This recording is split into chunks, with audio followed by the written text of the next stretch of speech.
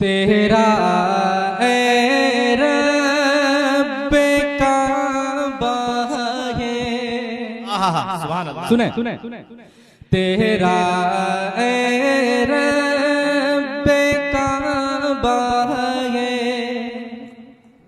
کرم ایک بار ہو جائے، سبحان اللہ تیرا اے رب کعبہ ہے، کرم ایک بار ہو جائے۔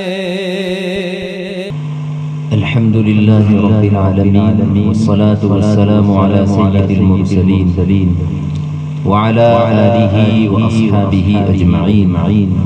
قال الله تبارك وتعالى: أعوذ بالله من الشيطان الرجيم، بسم الله الرحمن الرحيم، الذين آتيناهم الكتاب يتلونه حق تلاوته، صدق الله العظيم۔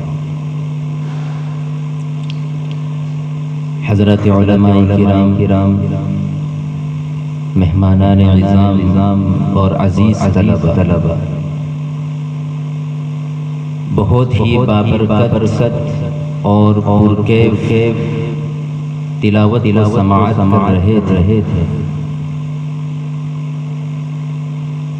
ہم نے جو سوچا تھا، جو ہماری امیدیں تھی، اس سے کہیں بڑھ چڑھ کر آپ کے پرفارمنس کو دیکھا، آپ کی ایبیلیٹی اور صلاحیت قابلیت کو دیکھا، بڑی خوشی ہوئی۔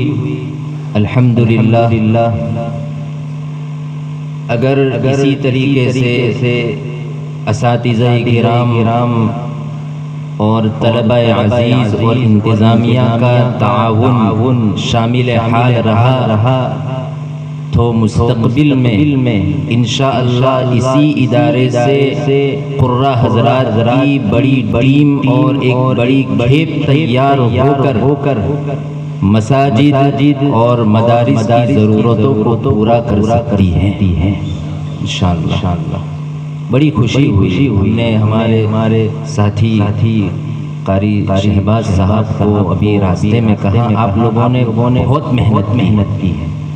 عزیز دوستو، چونکہ میں 8-9 سال سے پڑھاتا ہوں، کافی طلباء سے ملنا جلنا رہا، پڑھانا رہا، جانتا ہوں کہ ایک طالب علم کو لہجہ سکھانا کتنا مشکل ہوتا ہے، اور کئی طلباء ایسے ہیں جو بہار سے تعلق رکھتے ہیں، بنگال سے تعلق رکھتے ہیں، جن کی مادری زبان ہی ہے مجہول۔ ایسے لوگوں کے پیچھے، ایسے طلباء کے پیچھے محنت کرنا کوئی آسان نہیں ہوتا ہے۔ شروع میں ایک طالب علم نے جو پہلے تلاوت کی ترتیلاً بہت عمدہ تلاوت کی، ہم نے ہمارے ساتھی سے کہا کہ اگر یہ طالب علم اگر اپنے اندر جرأت پیدا کر لے تو انشاءاللہ قرہ حضرات کے زمرے میں وہ شامل ہو سکتا ہے۔ اور بھی بہت سارے طلباء ہیں، بعض طلباء نے تو ایسی تلاوت کی کہ میں خود کنفیوز رہا کہ اب کیا کیا جائے۔ پھر وجہ ترجیح ہوتی ہے، علماء جانتے ہیں، اس کو استعمال کرتے ہوئے نمبرات دے دیے گئے۔ ماشاءاللہ بہت ہی کامیاب پروگرام رہا، اور میں صحیح کہتا ہوں، ایک ذمہ داری کی کرسی پر بیٹھ کر کسی کی تعریف کرنا مقصود نہیں ہے، جیسا پایا ویسا ہی کہہ رہا ہوں۔ بہت امید سے زیادہ کافی حد تک الحمدللہ میں نے پروگرام کو کامیاب پایا۔ اللہ تبارک و تعالیٰ آپ کی محنتوں کو، اساتذہ کرام کی محنتوں کو قبول فرمائے، شرف قبول عطا فرمائے۔ بچوں، ابھی آپ میرے مخاطب ہیں، اساتذہ بالکل نہیں ہیں۔ مشق کے ساتھ کچھ کتابوں کی طرف بھی توجہ ہونی چاہیے۔ کتابوں سے آپ کے پاس ایسے بہترین اساتذہ کرام، حدیث پڑھانے والے، فقہ پڑھانے والے، آپ کے محترم صاحب، سنجیدہ محترم ان کی زیر نگرانی آپ اپنے اندر صلاحیت پیدا کریں. قراء حضرات کی یہ دونوں قراء حضرات ماشاءاللہ قاری لقمان صاحب اور قاری شہباز صاحب، ان کی اناؤنسری ماشاءاللہ بہت خوبصورت رہی، بہترین انداز میں. اللہ تعالیٰ ان کو بھی ترقیات سے مالا مال فرمائے، ان کی محنتوں کو بھی قبول فرمائے. سنجیدہ قراء میں سے ہیں قاری لقمان صاحب. ان کے ساتھ وقت گزارنے کا موقع نہیں ملا، لیکن تھوڑی سی گفتگو ہوئی تو الحمدللہ میں نے بھانپ لیا. اللہ تبارک و تعالیٰ ان کی محنتوں کو بھی شرف قبول عطا فرمائے. عزیز طلبہ، آپ حضرات سے ایک چھوٹی سی درخواست ہے کہ آپ اپنی تلفظ کے اوپر توجہ رکھیں. اصل چیز ہے تلفظ، کیفیت تلفظ، کیفیت ادا. بارہا آپ کے اساتذہ آپ کو کہہ رہے ہیں. دیکھیے علامہ جزری رحمۃ اللہ علیہ نے ایک باب قائم کیا ہے، باب معرفت التجوید. اس میں تجوید کے منافع کو ذکر کیا اور بھی بہت ساری چیزیں ذکر کی. زینت الادا، حلیت التلاوہ، بہت سارے الفاظ ذکر کیے. لیکن آپ دیکھیں کہیں پر بھی علامہ جزری رحمۃ اللہ علیہ نے لہجے کی جاذبیت کو ذکر نہیں کیا. پورا فوکس اور پوری توجہ طالب علم کو دی جا رہی ہے کیفیت تلفظ کے اوپر. ہماری ادائیگی درست ہو. لہجہ جو ہوتا ہے وہ تابع ہوتا ہے، اصل چیز ادائیگی ہوتی ہے. ایک طالب علم جس کا لہجہ بہت عمدہ ہے، ماہر ہے، ملک المقامات کے درجے تک پہنچا ہوا ہے، لیکن اس کی ادائیگی ٹھیک نہیں ہے، وہ قاری کہلانے کا بالکل حقدار نہیں ہے. اور ایک طالب علم ایسا ہے، میں بارہا کہتا رہتا ہوں ہمارے طلباء کو کہ ایک طالب علم جس کا گلا، جس کی آواز اتنی خوبصورت نہیں ہے، اس لیے کہ یہ آواز کا خوبصورت ہونا خداداد دین ہوتی ہے اللہ پاک کے. آپ کروڑوں روپیہ خرچ کر دیں لیکن کسی کے گلے کی خوبصورتی کو خرید نہیں سکتے ہیں، یہ خداداد دین ہوتی ہے. عزیز طلبہ، اس کی قدر کریں. جس کی آواز اچھی ہے اللہ کا شکر ادا کریں، اور اللہ کا مزید شکر ادا یہ کریں کہ اللہ پاک نے تلاوت کی، اپنے پاک کلام کی تلاوت کی توفیق عطا فرمائے. ورنہ کتنی اچھی آواز والے ہمارے ہندوستان میں بھی ہیں اور باہر کنٹری میں بھی ہیں. آپ دیکھیں گے کہ وہ گانوں کے پیچھے اور لغویات کے پیچھے اپنی آواز کو صرف کر رہے ہیں. لَتُسْأَلُنَّ يَوْمَئِذٍ عَنِ النَّعِيمِ، ان نعمتوں کے بارے میں پوچھا جائے گا. جس طالب علم کو اللہ پاک نے صلاحیت دے رکھی ہے، اس کی آواز اچھی ہے، وہ دین کے پیچھے، قرآن کریم کی تلاوت کے پیچھے اس کو صرف اس کے بارے میں پوچھا جائے گا. تو ہم یہ کہہ رہے تھے علامہ جزری رحمۃ اللہ علیہ نے کہیں پر بھی گلے کی خوبصورتی اور اچھی آواز کا ذکر نہیں کیا، بلکہ ایک جملہ ذکر کیا، وَاللَّفْظُ فِي نَظِيرِهِ كَمِثْلِهِ. قاری کس کا نام ہے؟ قاری کس کا نام ہے کہ جس کا تلفظ پتھر کی لکیر ہو جائے. ایک ہی مجلس میں ایک ہی حرف بار دہرا رہا ہے، لیکن اس کی آواز میں کوئی تبدیلی نہیں ہوتی ہے، اس کی آواز میں کوئی فرق نہیں پڑتا ہے. یہ ماہر ہے، یہ قاری کہلانے کا حقدار ہے. عزیز طلبہ، ہمارا تلفظ میں آپ سب اس میں شامل، سب کو محنت کی ضرورت ہے. میں آپ کو بری نہیں کہتا.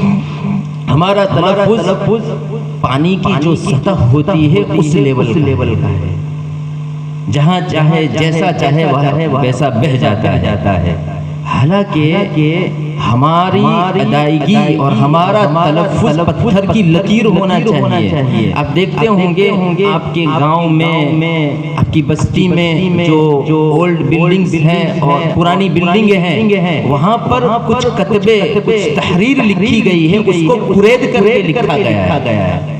اگرچہ اس کا پینٹنگ اور اس کا کلر وغیرہ ختم ہو جاتا ہے، لیکن جو اس کے اوپر تحریر ہوتی ہے جس کو قرید کر کے کندہ کر کے لکھا گیا ہے، 100 سال ہو جائے، 200 سال ہو جائے، 500 سال ہو جائے، لیکن اس کی تحریر میں فرق نہیں آتا۔ ایک قاری کی یہی پہچان ہے کہ اس کا تلفظ پتھر کی لکیر ہو جائے۔ وہ 100 مرتبہ ایک ہی مجلس میں حرف صاد کو ادا کرے، لیکن اس میں کوئی تغیر اور تبدل پیدا نہ ہو، یہ ایک قاری ہوتا ہے۔ اس لیے تلفظ کے پیچھے محنت کی جائے، خصوصاً حمزہ کی ادائی۔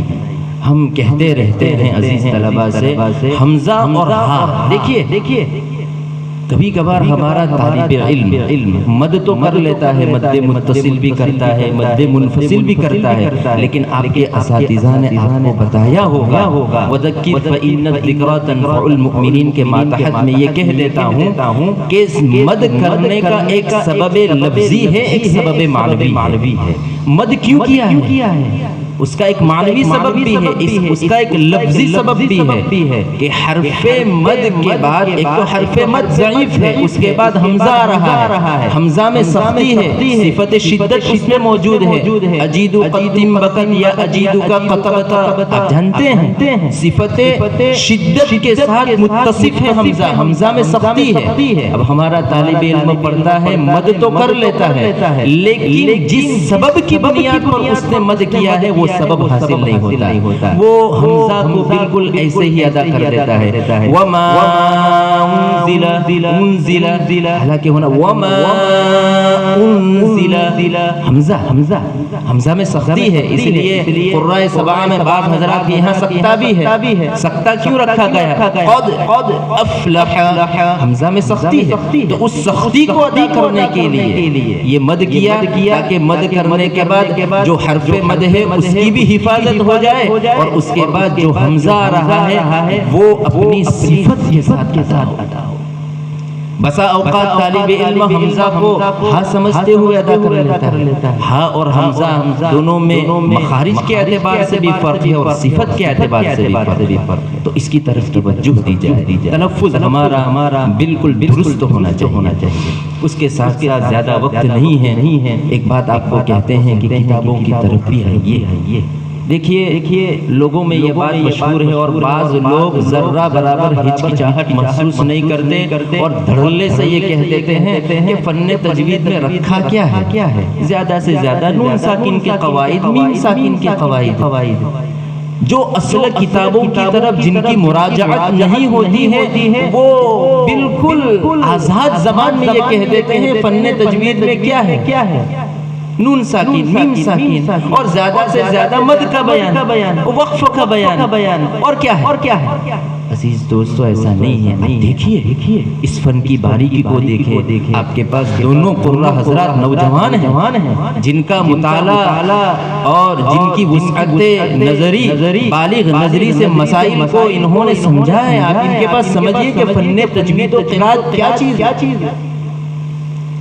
ایک مثال سے ہم آپ کو کہتے ہیں، قاری لقمان صاحب نے ایک بہت اچھا جملہ کہا، ان کی اناؤنسر میں غور سے سن رہا تھا، انہوں نے کہا تلاوت کے دوران معانی کا استحضار بہت ضروری ہے، معانی کا لحاظ کرتے ہوئے قرآن کریم کی تلاوت کی جائے۔ آپ سب طلبہ ابھی چونکہ معانی جانتے نہیں ہیں، اس کے لیے علامہ سجاوندی رحمت اللہ علیہ نے 5 علامت وصل اور 1 علامت 5 علامت وقف اور 1 علامت وصل لا اس کو مقرر کیا ہے، اور بھی ائمہ وقف نے بہت ساری علامت جامع الوقف پڑھنے والے طلبہ جانتے ہیں۔ اسی کو دھیان میں رکھتے ہوئے جب تک معانی سے واقف نہ ہو اسی کو کام میں لا کر تلاوت کیجیے۔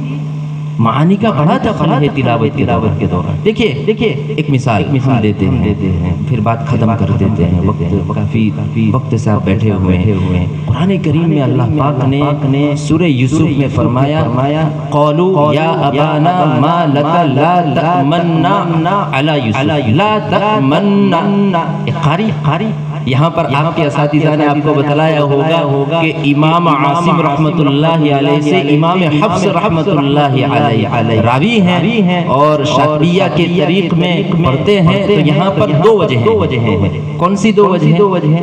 ادغام مع الاشمام اور اظہار مع الروم. دونوں کا مقصد یہ ہے کہ نون کی جو حرکت ہے وہ نون کی حرکت کو واضح کیا جائے، یا تو اشمام کی شکل میں یا اظہار مع الروم کی شکل میں واضح کرنا مقصود. کیوں؟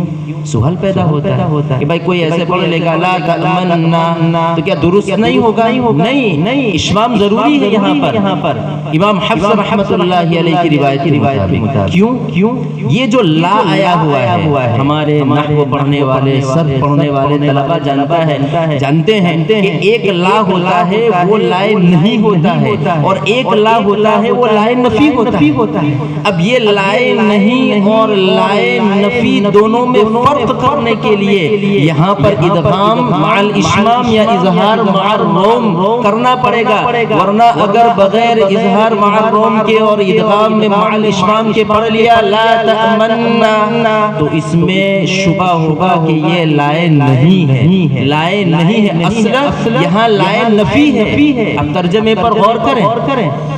وہ حضرت یوسف علیہ السلام کے جو بھائی تھے انہوں نے اپنے والد حضرت یعقوب علیہ السلام سے فرمایا لا تأمننا علی یوسف. دھوکہ دہی کے انداز میں وہ کہہ رہے ہیں والد محترم کیا آپ ہم پر اعتماد نہیں کرتے؟ کیا آپ کو ہم پر بھروسہ نہیں ہے؟ کیا ہم یوسف کے ساتھ کچھ غلط رویہ اختیار کریں گے؟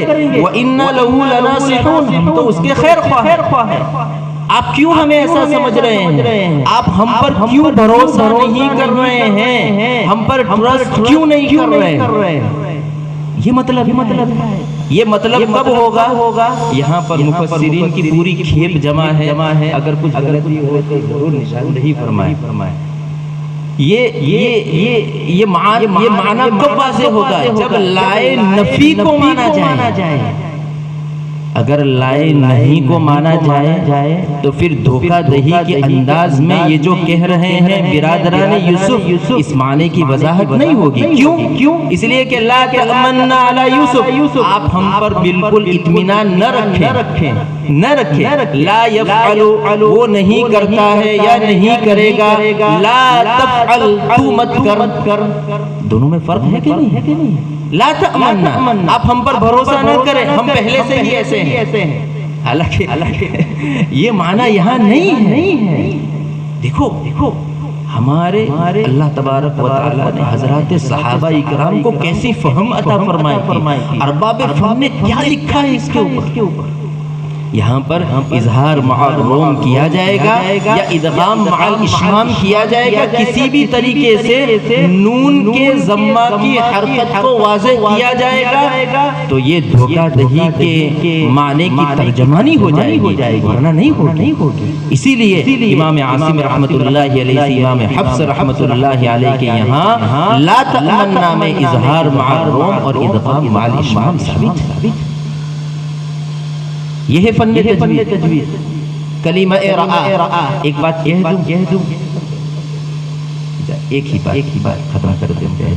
آپ کی برکت سے بہت ساری باتیں آ رہی ہے لیکن وقت اس کی گنجائش نہیں دیتا ہے. کلمہ رعا، را اور حمزہ اور حمزہ کے اوپر کھڑا زبر. حمزہ کی کوئی صورت متعین نہیں ہے. معرفت الرسوم پڑھنے والے طلبہ جانتے ہیں کہ حمزہ کی کوئی مخصوص صورت نہیں ہے. کبھی وہ واو کی شکل میں بھی ہوتا ہے، کبھی یا کی شکل میں بھی ہوتا ہے، کبھی الف کی شکل میں بھی ہوتا ہے.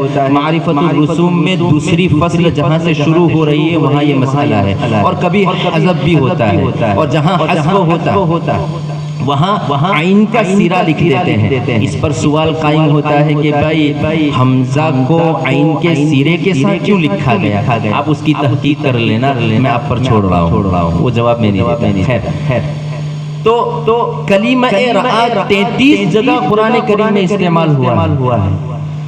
33 جگہ، لیکن بغیر یا کے را اور حمزہ اس کے اوپر کھڑا زبر. لیکن دو جگہ دو جگہ سورہ نجم میں ما كذب الفؤاد ما رأى لقد رأى من آيات ربه الكبرى. اب دیکھنا قرآن کریم میں رأى کا لفظ یہاں استعمال ہوا ہے یا کے ساتھ. 33 جگہ قرآن میں استعمال ہوا بغیر یا کے، اور ایک جگہ دو جگہ یہاں سورہ نجم میں استعمال ہوا یا کے ساتھ. ارباب رسم نے کیا لکھا ہے؟ یہ سب فن تجوید اور قرات ہی کا حصہ ہے. اس لیے جو لوگ یہ کہہ دیتے ہیں کہ بھائی فن تجوید میں کیا رکھا، یہ فن تجوید ہے. اب کھنگالو، اصل کتاب کی طرح مراجعہ کرو، تحقیق کے میدان میں آگے بڑھو. نئی کتابیں مارکیٹ میں آ رہی ہے. آپ کا دل خوش ہو جائے گا جب ایسی تحقیق آپ پڑھیں گے. یہاں پر جو 33 جگہ کلمہ رعا کا استعمال ہوا ہے وہ بصارت کے معنی میں ہے. بصارت ظاہری بینائی، ہماری آنکھ کتنا دیکھ سکتی ہے. ایک محدود دائرہ ہے، محدود دائرہ ہے. بصارت اس کا دائرہ محدود ہوتا ہے. زیادہ سے زیادہ 5 کلومیٹر 10 کلومیٹر دیکھ سکتے ہیں. اس کا دائرہ وسیع نہیں ہوتا ہے، محدود دائرہ ہے. جبکہ سورہ نجم میں کلمہ رعا استعمال ہوا ہے وہ بصیرت کے معنی میں ہے. ما کذب الفؤاد ما رأى. اللہ کے نبی صلی اللہ علیہ وسلم نے معراج کے موقع پر جو دیکھا اس کا پورا ذکر ہے. مفسرین نے بہت کچھ اس کے اوپر لکھا ہے. اور آگے لقد رأى من آیات ربه الكبرى، بڑی نشانیاں دیکھی ہے. لیکن کیسے دیکھی؟ ظاہری بینائی سے نہیں، بصیرت. ایک ہوتی ہے بصارت اور ایک ہوتی ہے بصیرت. دونوں میں فرق ہے. بصارت ظاہری بینائی کو کہتے ہیں، بصیرت دل کی نگاہ سے دیکھنا.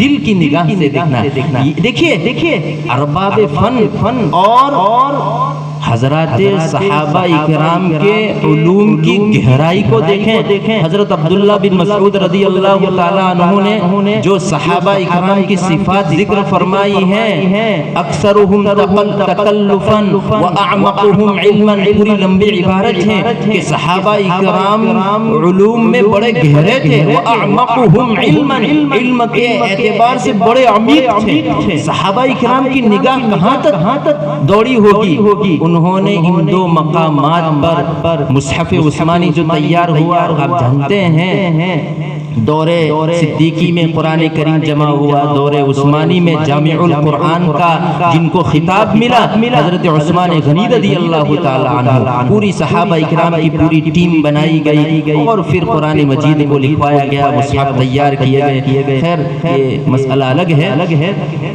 تو سورہ نجم میں رعا اس کو لکھا گیا یا کے ساتھ. کیوں؟ اس لیے کہ یہاں بصیرت کے معنی، بصارت اس میں اس کا بصارت کا دائرہ تنگ ہوتا ہے، کم ہوتا ہے، تو اس کو اپنی سائز کے اعتبار سے بغیر یا کے لکھا گیا. اور بصیرت کا جو دائرہ ہوتا ہے وہ وسیع ہوتا ہے، تو اس کی شکل کے اعتبار سے اس کے دائرے کی وسعت کی ترجمانی کرنے کے لیے، اس کے دائرے کی وسعت کی طرف اشارہ کرنے کے لیے، بتلانے کے لیے رعا اس کے ساتھ حمزہ کے ساتھ یا کو بھی لکھا گیا تاکہ اس کا دائرہ وسیع ہو جائے. دوستو کیا لکھا ہے علماء ارباب فن نے. آپ کتابوں کی طرف بھی آئیے اور مشق کا سلسلہ جاری و ساری رکھے. آپ کے پاس خوش الحان قرہ حضرات موجود ہیں. ہم آپ طلباء سے گزارش کریں گے کہ آپ ان کا ریسپیکٹ کیجیے. کوئی بھی بڑا آدمی بنتا ہے، کوئی بھی بڑا، ہم بھی اس کرسی پر بیٹھے ہیں ایسے نہیں بیٹھے، اساتذہ کی نگرانی میں بیٹھے. ہر ایک کا ریسپیکٹ بجا لائیں. ہماری ریسپانسبلٹی، ہماری جوابداری ہے، ہماری ذمہ داری ہے. اساتذہ کرام کا احترام ملحوظ رکھتے ہوئے تعلیم و تعلم کا یہ سفر طے کریں. انشاءاللہ تعالی اللہ تبارک و تعالی کی ذات عالی سے امید ہے اللہ تبارک و تعالی آپ کی امید سے بڑھ کر علوم نافعہ اور علوم لدنی سے اللہ پاک مالا مال فرمائے. انتظامیہ کی محنتوں کو قبول فرمائے. جو کام باقی رہ گیا ہے اللہ تعالی آپ حضرات سے خصوصی خصوصی گزارش کروں گا کہ آپ حضرات اس ادارے کے لیے دعائیں کریں. نابالغ بچے کتنے ہیں ان سے بھی گزارش کروں گا آپ اپنی دعاؤں میں انتظامیہ کو یاد رکھیں, مدرسے کے لیے دعائیں کریں. اللہ تبارک و تعالی اس مدرسے کو اس ادارے کو ترقیات سے مالا مال فرمائے, محنتوں کو قبول فرمائے. آمین. وآخر دعوانا الحمدللہ رب العالمین.